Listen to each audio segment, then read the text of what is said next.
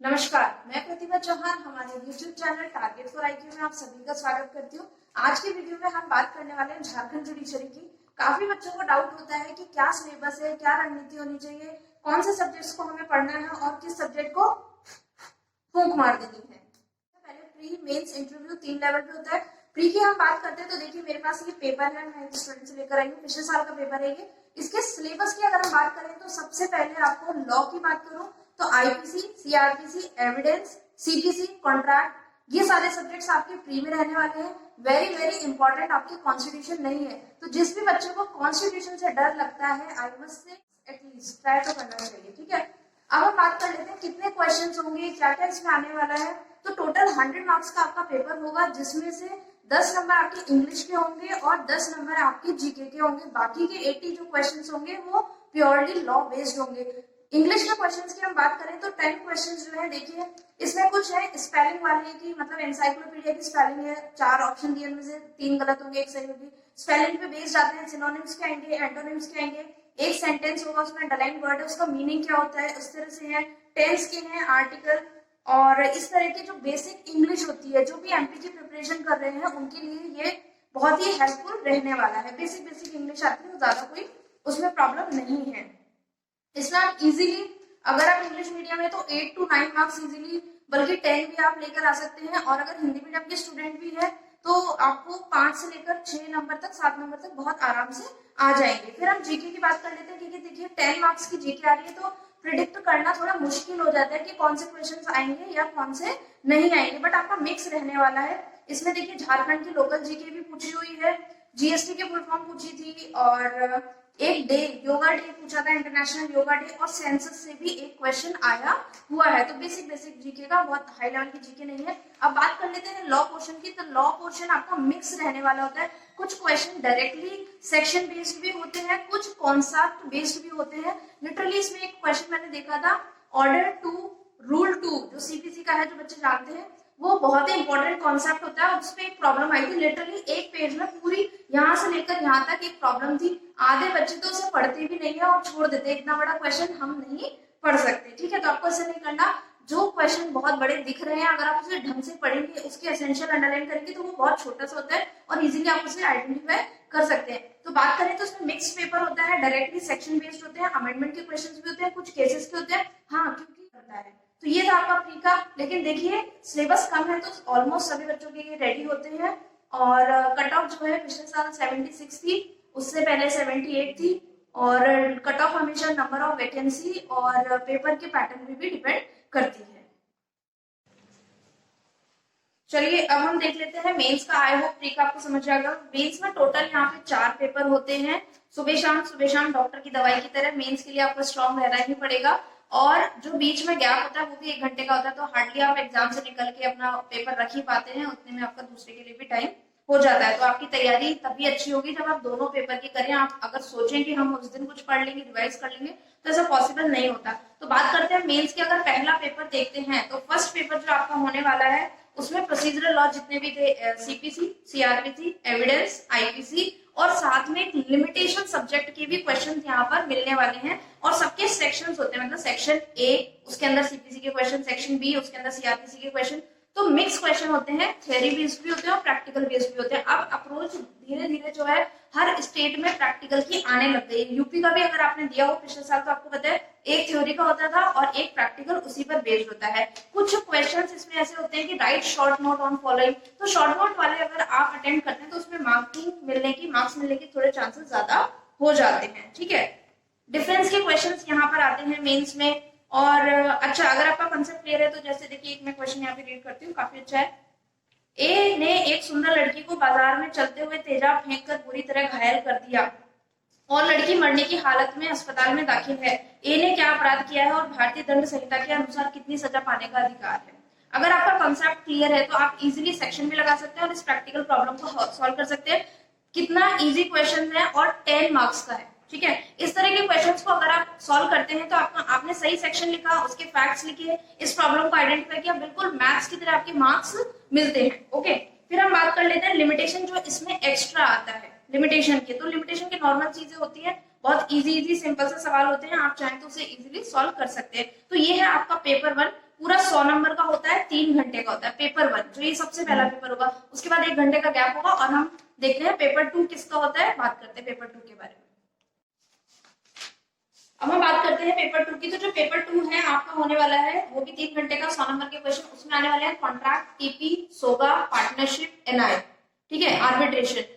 सोगा मतलब cell of goods act. तो आप देखिए बहुत ही बेसिक क्वेश्चंस होते हैं। All illegal agreements are void but all void agreements are not necessary illegal. तो ये कॉन्सेप्ट आपका क्लियर है तो इसको डिस्कस करना है, आप एक्सप्लेन इजीली कर सकते हैं। वही सेम चीज होगी, इसमें पार्ट्स हैं, डिफरेंस वाला भी आएगा, शॉर्ट नोट वाले भी क्वेश्चन आएंगे, कुछ प्रैक्टिकल बेस्ड भी होंगे। बट वो प्रैक्टिकल ऐसे होंगे कि अगर आपने बैरान ढंग से पढ़ा है, कॉन्सेप्ट क्लियर है, तो आप इजीली उसे कर सकते हैं। तो आई रिपीट, कुछ सब्जेक्ट्स, कुछ क्या मतलब मान लीजिए डबल सब्जेक्ट ऐसे हैं जो मेंस में आ रहे हैं बट आपके प्री में नहीं है। तो यहाँ पर आपको क्या याद रखना है, नोट लगा के सभी लोग ध्यान रखिए कि प्री की तैयारी के बेस पे आप ये सोच के चले कि हमने ये सब्जेक्ट्स पढ़ लिए, मेंस की हम जब प्री क्लियर होगा तब पढ़ेंगे, नहीं। मेंस के रिजल्ट आने के बाद सिर्फ 1 से 1.5 महीने के अंदर आपका क्या हो जाता है, मेंस हो जाता है। तो मेंस की तैयारी आपको अभी से करनी है अगर आप झारखंड के हैं या आप झारखंड में सेलेक्ट होने के इच्छुक हैं, ठीक है। तो चलिए हम बात कर लेते हैं पेपर नंबर 3 की। चलिए हम बात कर लेते हैं पेपर 3 की। पेपर 3 होगा आपका नेक्स्ट डे, ठीक है, गैप नहीं मिलेगा आपको। नेक्स्ट डे आपका जो पेपर 3 होगा उसमें आने वाले सब्जेक्ट है हिंदू लॉ, मुस्लिम law, SRA, specific relief act, और आपका अगर झारखंड रेंट कंट्रोल एक्ट, एक लोकल एक्ट आएगा, और लास्ट में आएगा जूरिस्प्रूडेंस। तो आप देखना, आपने देखा प्री में ये सारे सब्जेक्ट्स नहीं थे, एसआरए, लिमिटेशन, इक्विटी, ये सब कुछ नहीं था, लेकिन ये सब कुछ मेंस में आ रहा है। और हम बात कर लेते हैं क्वेश्चन की। तो क्वेश्चन बहुत ही इजी होंगे, बेसिक होंगे। जैसे एक क्वेश्चन पूछा है, judicial separation is considered to be the stepping stone towards divorce. मतलब जो न्यायिक पृथक्करण है वो विवाह विच्छेद का पहला पत्थर माना जाता है, क्योंकि सभी मामलों में जो उसकी डिग्री दे डाइवोर्स की ये जरूरी नहीं होती है। पहले वो क्या देते हैं, एक मौका देते हैं, किस चीज का, जुडिशियल सेपरेशन की। कुछ देर दूर रह के देखो, अगर नहीं बैठते फिर भी तो डाइवोर्स दिया जाता है। तो उसकी रीजन पूछे थे। डिस्टिंग्विश के क्वेश्चन है, बहुत इजी क्वेश्चन है यहाँ पर। रेंट कंट्रोल बहुत ही छोटा सा है वहां का, आप इजीली पढ़ के कर सकते हैं, और 20 मार्क्स का है। देखिए मेंस में कितना अच्छा है ना। तो थोड़ा सा दिमाग से, थोड़ी सी तैयारी ढंग से करेंगे कि मुझे कौन सा क्वेश्चन अटेम्प्ट करना है, उसके अंदर कितना मटेरियल लिखना है। जैसे हमारा मेंस का बैच है तो मैं उसमें वही बता रही हूँ कि मेंस के आंसर लिख के देती हूँ एक सैंपल तौर पे, और कुछ होमवर्क भी देती हूँ कि आप इसमें एड ऑन करिए, ये ऐड करिए। कुछ होमवर्क है जो उनसे खुद लिखवाती हूँ, बच्चों से चेक करती हूँ। तो आप उसे अभी से मेंस की तैयारी, क्योंकि देखो वैकेंसी तो नोटिफाई हो चुकी है, अब बस कभी भी आ जाएगा, फिर डेट निकाल देंगे फॉर्म भरने की, फिर आप भागोगे पढ़ने के लिए, बैच ज्वाइन करोगे। मैं ये नहीं कहती कि मेरा ही बैच करो ज्वाइन, किसी कोचिंग में जाओ, सेल्फ भी करो, बट करने लग जाओ, ठीक है। अगर आपका झारखंड फोकस है तो उसे करने लग जाना, ठीक है। ये हुआ हमारे लॉ 3। एक पेपर सुबह था, शाम को था, फिर अगले दिन एक सुबह, ये तीसरा पेपर। अब लास्ट में जो पेपर नंबर 4 आएगा वो आएगा आपका लैंग्वेज पेपर। तो हम देख लेते हैं लैंग्वेज पेपर में क्या क्या होने वाला है।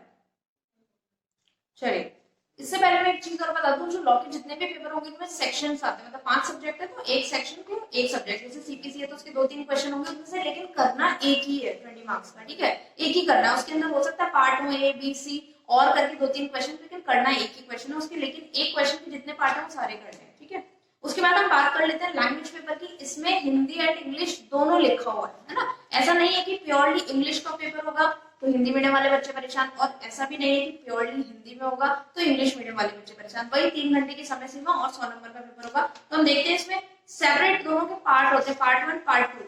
अच्छा, कॉपी जो आती है आपकी 40 पेजों की कॉपी होती है, बहुत ज्यादा स्पेस होता है। आपको बिल्कुल भी घबराने की जरूरत नहीं है कि हमारा आंसर इतना लेंथी है, कॉपी भर जाएगी। हाँ, काट पीट ज्यादा करेंगे तो प्रॉब्लम हो सकती है, तो इसलिए अपने आंसर को लिमिटेड रखिए। एक आंसर आपका मैक्स टू मैक्स 4 से 6 पेज में सफिशिएंट हो जाएगा, और 5 आंसर की बात करें तो 25 से 30 पेज में आपकी कॉपी हो जाएगी। तो अगर आपकी कॉपी छूटती है 10 पेज, 12 पेज, 20 पेज, तो उसमें आप परेशान ना हो। चलिए, लैंग्वेज अब हम देखते हैं पार्ट 1 जो इंग्लिश का होगा उसमें क्या क्या क्वेश्चंस आने वाले हैं। पहले एक ऐसे आएगा, उसमें देखो 4 आपको ऑप्शनल दिए होंगे, उनमें से कोई एक ऐसे करना है 15 नंबर का। जैसे पिछले साल के पेपर में देखिए क्या आया था, विमेन्स एम्पावरमेंट पे आया था। ये आपके राजस्थान में भी आ चुका है विमेन एम्पावरमेंट, आपके यूपी में भी आया हुआ था, ठीक है। ऑफेंसेस अगेंस्ट विमेन, तो ये ऐसा एक टॉपिक है जो लगभग सभी स्टेट में महिलाओं से रिलेटेड, तो आप तैयार कर लीजिए। फीमेल फॉर्टिसाइड हो गया, डाउरी हो गया, और ये हो गया ऑफेंसेस अगेंस्ट वुमेन हो गया, कुछ इस तरह के जो वुमेन से रिलेटेड है वो जरूर कर लीजिए। जीएसटी पे आया था, उस टाइम पे जीएसटी चल रहा था, 2019 और 18 की बात है। Skill development and employment, judicial reforms. तो अगर आप इनको देखेंगे तो 3 कैटेगरी में इसके ऐसे बटे हुए हैं, एक आता है सोशल से रिलेटेड, एक आपका लीगल से रिलेटेड और एक करंट से रिलेटेड। ठीक है, तो उनमें से आप कोई भी 10-15 ऐसे तैयार कर लीजिए, अभी से रोज उनको रिवाइज करते रहिए, सैटरडे संडे कर लीजिए तो इजीली हो जाएगा। उसके बाद देखिए प्रिसाइज राइटिंग एक आई थी 10 नंबर की, बहुत इजी होती है, कोई ज्यादा इसमें वो नहीं है। फिर आता है आपके पैराफ्रेजेस है, एक बड़ा सा फ्रेज है 15 उसका मार्क्स का और उसको पढ़ना है। फिर आता है लास्ट में ट्रांसलेशन, ट्रांसलेशन बहुत खतरनाक आता है यहाँ का आई से। फिर आता है आपका हिंदी, पार्ट 2 हिंदी आएगी, हिंदी में एक 15 नंबर का ऐसे है, जैसे जनसंख्या वृद्धि पे आया था, देर से मिला न्याय, न्याय नहीं होता, justice delayed in justice denied, वो चीज है। पर्यावरण संरक्षण पे आया था और भारतीय अर्थव्यवस्था। ठीक है, ये 4 टॉपिक है, इनमें से आप चाहें तो कोई एक कर सकते हैं। फिर आता है गद्यांश, गद्यांश क्या होता है कि जो नॉर्मल पैराग्राफ होता है उसे गद्यांश, और पोएट्री का जो होता है उसे पद्यांश कहते हैं। ठीक है, उसकी आपको व्याख्या करनी थी। और हिंदी का अनुवाद, दैट मींस इंग्लिश में पैसे लिखा हुआ है, आपको हिंदी में ट्रांसलेट करना था। और फिर एक गद्यांश का भावानुवाद, एक पूरा एक पैराग्राफ था, 15 नंबर का क्वेश्चन है इसका, उसको आपको पढ़ना है, उसमें से क्या जीस्ट निकलता है, क्या भाव निकल रहा है, आपको वो अटेम्प्ट करना है। इस पेपर में बहुत अच्छे मार्क्स आते हैं, मेरा कजन है उसके 60+ मार्क्स आए थे लैंग्वेज पेपर में, बड़ी बात होती है 60% मार्क्स लेकर आना। तो आपने देखा प्री का पेपर मैंने आपको दिखाया, उसका पूरा एक कंक्लूजन बताया। मेंस के आपके मैंने चारों पेपर दिखाए, उसके क्वेश्चंस आपको बैठ के दिखाए। ठीक है, आई होप आपको समझ में आया होगा। उसके बाद भी अगर आपको कोई क्वेश्चन है, डाउट्स है, आपको ये पेपर चाहिए तो आप मुझे कमेंट बॉक्स में कर सकते हैं, इनकी पीडीएफ में सबको बोलूंगी, वो अपलोड कर देंगे अपने उस पे चैनल पे। ठीक है, अब इसके बाद आपको कुछ पॉइंट्स है वो नोट करके रखने हैं। नोट करके ये रखना है कि सबसे पहले अगर आपको झारखंड देना है तो मेंस की तैयारी अभी से स्टार्ट कीजिए, सिलेबस निकाल लीजिए, उसका पैटर्न देख लिया। प्री के लिए देखो, अब स्ट्रैटेजी की हम बात कर ले तो आपको क्या करना, मान लीजिए आपने एविडेंस एक्ट उठाया, उसको सेक्शन 20 तक ज्यादा मत पढ़ो, एकदम से पढ़ने बैठोगे तो ज्यादा हो जाएगा। फिर क्या होता है, एनर्जी पहले दिन तो बहुत ज्यादा रहती है, फिर 2-3 बार खत्म हो जाती है, 2-3 दिन बाद, और फिर आप 4-5 दिन का रेस्ट लेते हो। ऐसा नहीं करना है, पहले दिन आपको 20 सेक्शंस पढ़ने हैं। उन 20 सेक्शंस में अगर मेंस का कोई क्वेश्चन बनता है तो आप उसी दिन उसको तैयार करिए। नेक्स्ट डे आप फर्दर 20 सेक्शंस पढ़ेंगे, लेकिन पिछले दिन के वो जो 20 सेक्शंस है उनको एक बार आपको ब्रीफ में देखना जरूरी है। और एक अच्छा मैं मेमोरी का पॉइंट बताती हूँ, रात को सोने से पहले 1 घंटे पहले, मान लीजिए आप 11 बजे सो रहे हैं, 12 बजे सो रहे हैं, 10 बजे सो रहे हैं, तो सोने के 1 घंटे पहले अपने मोबाइल को अपने आप से दूर कर दीजिए, उसको एरोप्लेन मोड में डाल दीजिए। इससे क्या होगा, आपकी वाइब्रेशन की वजह से आपकी मेमोरी का हाथ थोड़ा सा कम होगा। ओके, उसके बाद आपको क्या करना है, उसको इमेजिन करो, वो जो पूरे दिन आपने जो कुछ भी पढ़ा है उसे रिवाइज करने की कोशिश करो, रिकॉल करने की कोशिश करो, without any paper, without any notes, without any बेरा। ठीक है, सिर्फ लेटे लेटे ये सोचो कि क्या पढ़ा था, उस सेक्शन में क्या था, उस सेक्शन में क्या था, उस सेक्शन में क्या था। क्या होता है कि जब आप अपने ब्रेन को जितना ज्यादा फोर्स करेंगे सोचने के लिए, तो आपकी वो चीजें उतनी ज्यादा मेमोरी में फीड होती चली जाएंगी। ठीक है, तो ये था प्री। साथ में मेंस करना है। मेंस के लिए बहुत सारे सब्जेक्ट्स ऐसे हैं जो प्री में नहीं आ रहे, तो आपको अभी से पढ़ना ही पड़ेगा। ठीक है, और उसके बाद मेंस के बाद इंटरव्यू होता है, 1.5 से 2 महीने में रिजल्ट आ जाता है आपका मेंस का, और इंटरव्यू बहुत जल्दी करवा लेते हैं, 7-8 दिन का टाइम देते हैं इंटरव्यू में, बहुत इजी होता है। याद रखिएगा कॉन्स्टिट्यूशन हालांकि इनके सब्जेक्ट्स में नहीं है, आपने देखा कॉन्स्टिट्यूशन नहीं था, प्री में भी नहीं था, मेंस में भी नहीं था, बट याद रखना इंटरव्यू में कॉन्स्टिट्यूशन जरूर पूछा जाएगा। तो आप ये सोचो कि झारखंड में कॉन्स्टिट्यूशन नहीं है, हम बिल्कुल नहीं पढ़े, इंटरव्यू में कॉन्स्टिट्यूशन छोड़ के जाए, तो ऐसा नहीं है। वहां सब बच्चे जितने भी मेरे नॉन थे जो भी इंटरव्यू में गए थे, उनसे सबसे कॉन्स्टिट्यूशन का एक ना एक क्वेश्चन डेफिनेटली पूछा था। और इंटरव्यू के बारे में हम आपको बाद में गाइड करेंगे। इस वीडियो को हम यहीं पे समराइज करते हैं। आई होप आपको दी हुई इन्फॉर्मेशन अच्छी लगी होगी, मेरी स्ट्रैटेजी को आपको समझ में आई होगी। और अगर आपको कुछ भी क्वेश्चन है तो आप कमेंट बॉक्स में मुझे कमेंट कर सकते हैं, पूछ सकते हैं। थैंक यू सो मच, नमस्कार।